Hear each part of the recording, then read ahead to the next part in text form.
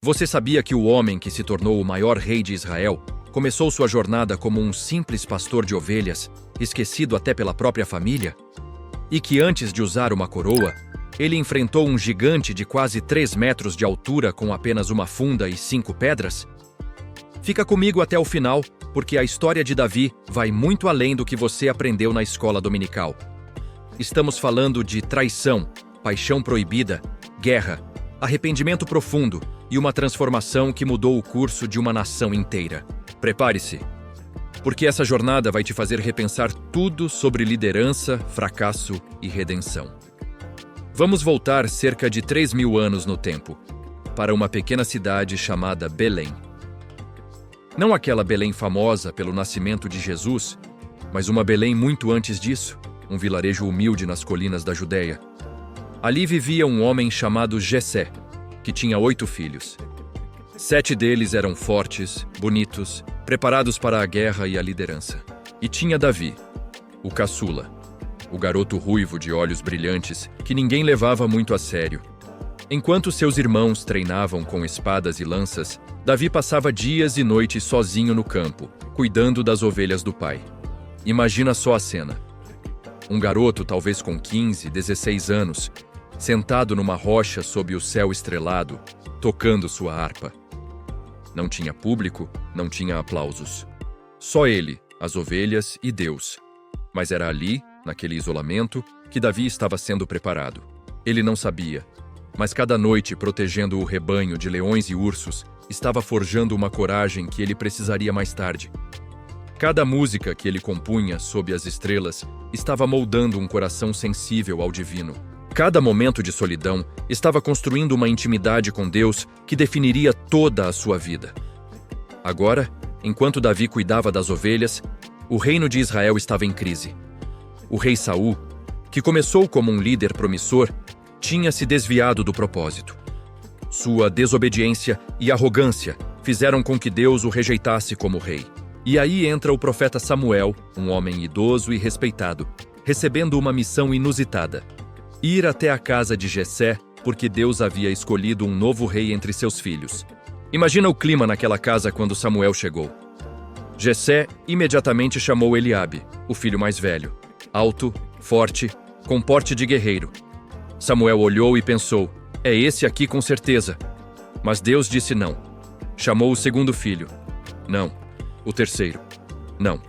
Um por um, 7 filhos passaram diante de Samuel e para cada um Deus disse não. Samuel ficou confuso. Jessé, você não tem mais nenhum filho? E aí vem a resposta que revela tanta coisa. Bem, tem o caçula, mas ele está lá no campo com as ovelhas. O garoto nem foi convidado para o evento. A própria família não achava que ele valia a pena estar ali. Mas Samuel insistiu. Mandou buscar o menino. E quando Davi entrou naquela sala, suado, cheirando a ovelha, provavelmente sem entender o que estava acontecendo, Deus disse a Samuel: é esse, levanta e unge, porque este é ele. A Bíblia diz que Samuel pegou o azeite e derramou sobre a cabeça de Davi ali mesmo, na frente dos irmãos que certamente olhavam incrédulos. E a partir daquele momento, o Espírito de Deus começou a agir poderosamente na vida daquele garoto improvável. Mas espera que tem mais. Davi não foi coroado rei naquele dia. Na verdade, ele voltou para o campo. Voltou para as ovelhas. Parece anticlimático, não é?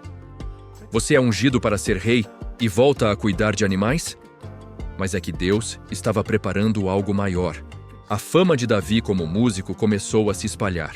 Saul, que estava sendo atormentado por depressão e ansiedade profundas, precisava de alguém para tocar música e acalmar sua alma.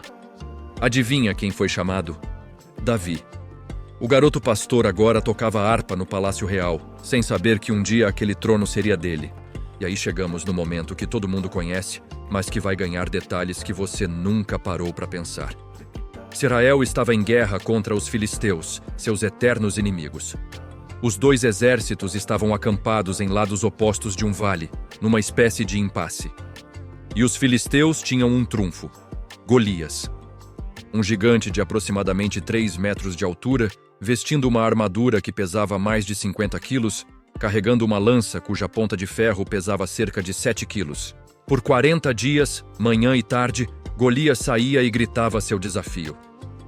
Escolham um homem para lutar comigo. Se ele me matar, seremos seus servos. Se eu matar, vocês serão nossos servos. 40 dias. 80 vezes esse desafio ecoou pelo vale. E todos os dias, os guerreiros de Israel, incluindo os irmãos de Davi, tremiam de medo. Saul, que tinha mais de 2 metros de altura e deveria ser o campeão natural, estava paralisado.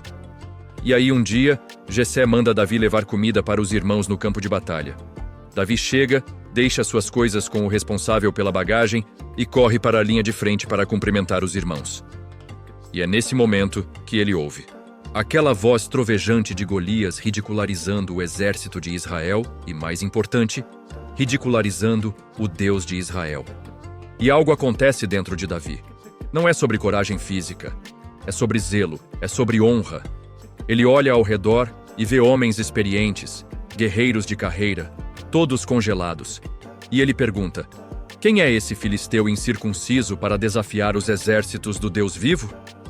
Eliabe, o irmão mais velho, ouviu e ficou furioso. Por que você desceu até aqui? Com quem deixou aquelas poucas ovelhas no deserto? Conheço sua presunção e a maldade do seu coração. Você desceu apenas para ver a batalha. Aquelas palavras cortam fundo. O desprezo do irmão mais velho, a acusação de que Davi era apenas um menino arrogante procurando emoção.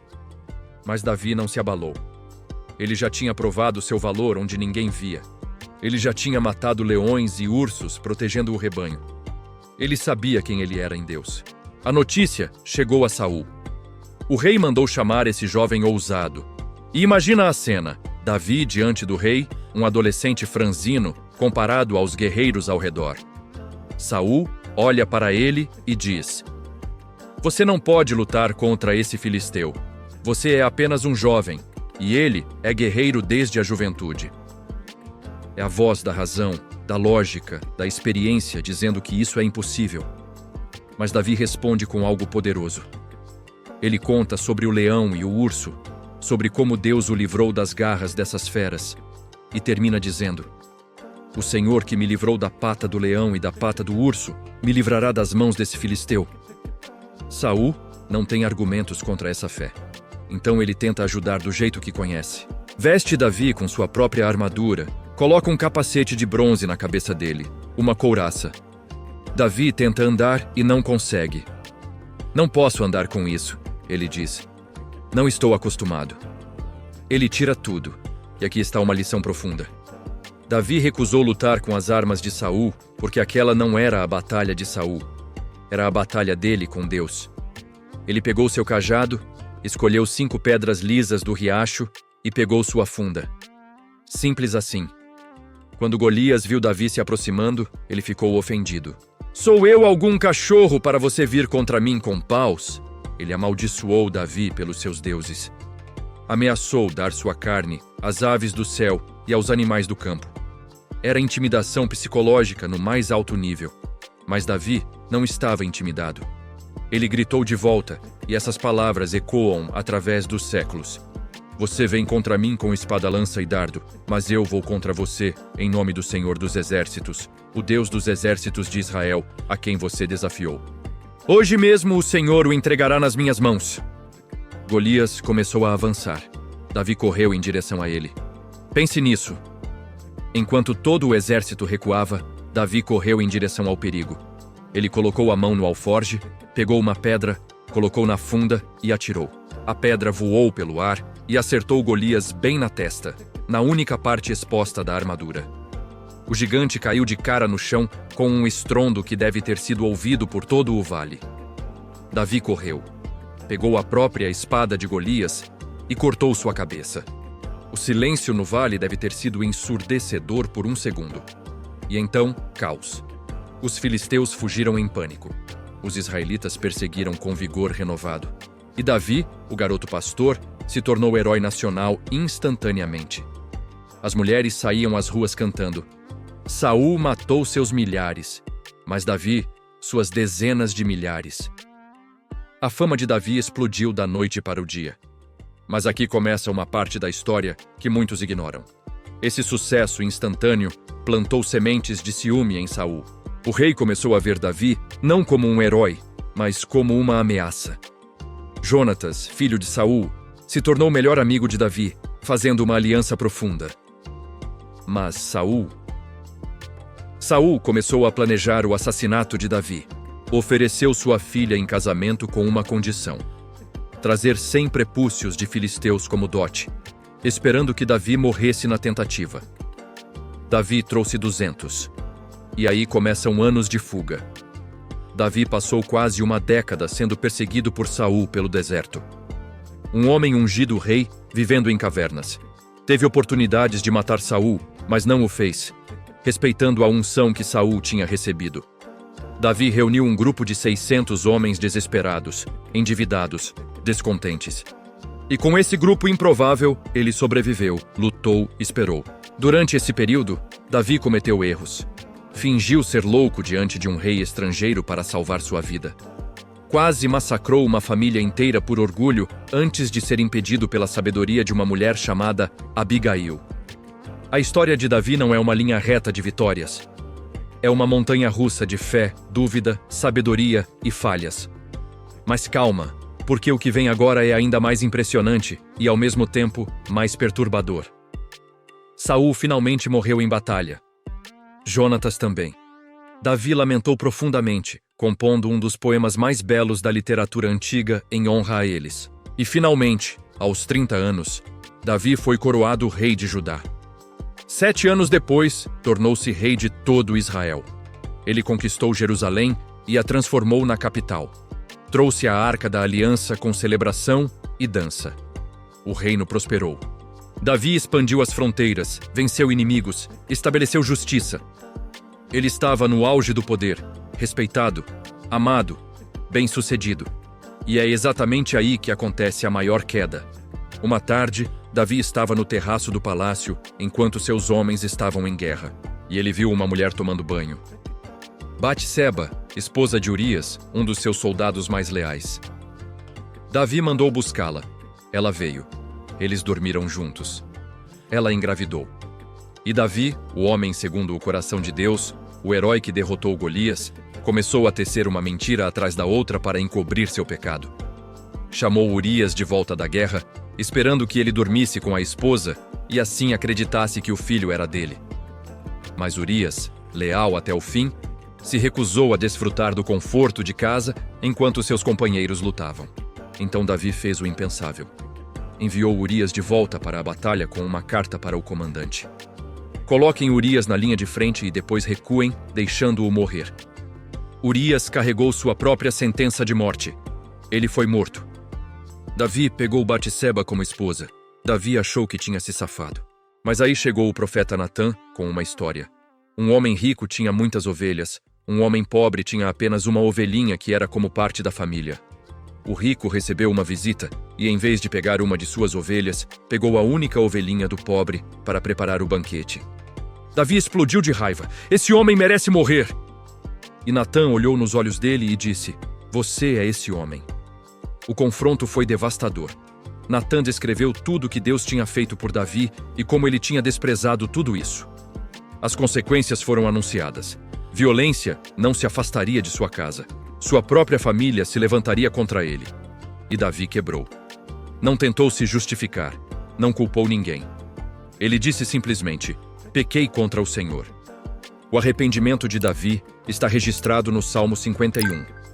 Uma das orações mais honestas e profundas já escritas. Tem misericórdia de mim, ó Deus. Lava-me completamente da minha iniquidade e purifica-me do meu pecado. Cria em mim um coração puro. Esse arrependimento foi genuíno, mas as consequências vieram mesmo assim. O bebê que nasceu de Batseba ficou doente. Davi jejuou, orou, se prostrou no chão por 7 dias, implorando pela vida da criança. Mas o bebê morreu. E quando avisaram Davi, ele se levantou, se lavou, adorou a Deus e comeu. Os servos ficaram confusos. Ele explicou: Enquanto a criança estava viva, jejuei e chorei porque pensei que talvez o Senhor tivesse compaixão de mim. Mas agora que ela morreu, por que eu jejuaria? Posso trazê-la de volta? Eu irei até ela, mas ela não voltará para mim. Essa aceitação, essa rendição à soberania de Deus, mesmo na dor mais profunda. Isso é maturidade espiritual, forjada no fogo do fracasso. Mas espera, porque a história não termina em tragédia. Deus confortou Davi e Batseba, e eles tiveram outro filho, Salomão. O homem que se tornaria o rei mais sábio de Israel, que construiria o templo que Davi sonhou, mas não pôde construir. Da cinza do maior erro de Davi, Deus trouxe algo belo, não porque o pecado não importasse, mas porque a graça é maior que nossos fracassos. Agora você pensaria que depois de tudo isso, Davi teria paz. Mas as consequências preditas por Natã começaram a se desenrolar como uma tempestade inevitável. Seu filho Amnon forçou Tamar, a meia-irmã dele. Davi ficou furioso, mas não fez nada. Absalão, irmão de Tamar, esperou 2 anos e então mandou matar Amnon. Fugiu por 3 anos. Quando voltou, começou a conspirar contra o próprio pai. Imagina a dor disso. Absalão era lindo, carismático, amado pelo povo. E ele começou a se colocar nos portões da cidade, interceptando pessoas que vinham trazer casos para o rei. Ele dizia: "Olha, sua causa é boa e justa, mas não há ninguém designado pelo rei para ouvi-lo. Ah, se eu fosse juiz na terra! Todo homem que tivesse uma causa poderia vir a mim e eu lhe faria justiça." E a Bíblia diz que ele roubava o coração dos homens de Israel. Depois de 4 anos dessa manipulação sutil, Absalão declarou-se rei em Hebrom. E o apoio que ele conseguiu foi tão grande que Davi, o grande guerreiro, teve que fugir de Jerusalém, fugir do próprio filho. A cena de Davi deixando a cidade é de partir o coração. Ele subiu o Monte das Oliveiras chorando, descalço, com a cabeça coberta em sinal de luto. O povo que o seguiu também chorava. E no meio dessa fuga, um homem chamado Simei, da família de Saul, começou a amaldiçoar Davi, jogando pedras nele, chamando-o de assassino e homem sanguinário. Abisai, um dos guerreiros de Davi, quis matar Simei na hora, mas Davi disse não. Se meu próprio filho procura tirar minha vida, quanto mais esse benjamita, deixem-no amaldiçoar, pois o Senhor lhe disse para fazê-lo. Talvez o Senhor veja minha aflição e me recompense com o bem pelas maldições de hoje. Mesmo na humilhação total, havia uma submissão a Deus. Uma aceitação de que talvez isso fosse parte das consequências que ele tinha que enfrentar. Absalão entrou em Jerusalém. E uma das primeiras coisas que fez, por conselho de um traidor chamado Aitofel, foi armar uma tenda no terraço do palácio. O mesmo terraço onde Davi tinha visto Batseba e dormir com as concubinas de seu pai à vista de todo Israel. A profecia de Natã estava se cumprindo ao pé da letra. O que Davi fez em segredo estava sendo feito contra ele em público. A guerra civil era inevitável. Davi organizou seu exército em 3 divisões sob comandantes leais. Mas antes da batalha, ele deu uma ordem específica, tocante e trágica. Tratem com gentileza o jovem Absalão por minha causa. O exército inteiro ouviu, um pai ainda amando o filho que estava tentando matá-lo. A batalha aconteceu na floresta de Efraim. 20.000 homens morreram naquele dia. E Absalão, cavalgando sua mula sob um carvalho grande, ficou com a cabeça presa nos galhos. A mula continuou, e ele ficou pendurado entre o céu e a terra, vulnerável. Um soldado viu e contou a Joabe, o comandante. Joabe perguntou por que ele não tinha matado Absalão ali mesmo. O soldado respondeu: "Mesmo que me colocassem 1000 peças de prata nas mãos, eu não levantaria a mão contra o filho do rei. Ouvimos o rei dar ordens a você, Abisai e Itai, sobre o jovem Absalão." Mas Joabe não tinha a mesma lealdade emocional de Davi. Ele pegou 3 lanças e as cravou no coração de Absalão, enquanto ele ainda estava vivo pendurado no carvalho. 10 escudeiros cercaram e o mataram. A notícia foi levada a Davi. Ele perguntou imediatamente: "O jovem Absalão está bem?" Quando disseram que ele estava morto, Davi subiu para o quarto sobre o portão e chorou. Suas palavras ecoaram pela cidade. Meu filho Absalão, meu filho Absalão, quem dera eu tivesse morrido em seu lugar. Absalão, meu filho, meu filho." A vitória militar virou luto. Os soldados que tinham arriscado suas vidas voltaram não em celebração, mas em silêncio, envergonhados, porque o rei estava destroçado. Joabe teve que confrontar Davi e dizer: Hoje você humilhou todos os seus servos que salvaram sua vida. Você ama os que o odeiam e odeia os que o amam. Hoje deixou claro que os comandantes e soldados nada significam para você. Se Absalão estivesse vivo e todos nós mortos, você estaria satisfeito. Era duro, mas era verdade. Davi teve que se recompor, teve que sair e falar com o povo, teve que ser rei novamente mesmo com o coração despedaçado. Mas calma, porque ainda não terminamos com as turbulências na família de Davi. Outro filho, Adonias, também tentou se declarar rei quando Davi já estava velho e fraco. Adonias fez uma grande celebração, ofereceu sacrifícios, convidou todos os irmãos exceto Salomão. Mas Natã, o profeta, e Batseba intervieram. Lembraram Davi da promessa que ele tinha feito de que Salomão seria o próximo rei. Davi agiu rapidamente. Mandou ungir Salomão rei imediatamente, antes que fosse tarde demais. A conspiração de Adonias desmoronou antes mesmo de começar de verdade. Os últimos dias de Davi foram de reflexão profunda. Ele reuniu os líderes de Israel e Salomão e fez um discurso poderoso. Falou sobre seu sonho de construir um templo para Deus. Como Deus não permitiu, porque ele era um homem de guerra que tinha derramado muito sangue, mas como ele tinha preparado tudo para que Salomão pudesse construir. Ele entregou os planos detalhados, os materiais acumulados, uma fortuna em ouro e prata. E então, ele fez algo extraordinário. Desafiou os líderes a darem voluntariamente para a construção do templo. E eles deram generosamente. E Davi se alegrou tanto que compôs uma oração pública, que é uma das mais belas expressões de humildade e gratidão. Mas quem sou eu e quem é meu povo para que pudéssemos dar ofertas tão generosamente? Tudo vem de ti, e nós apenas te devolvemos o que vem das tuas mãos.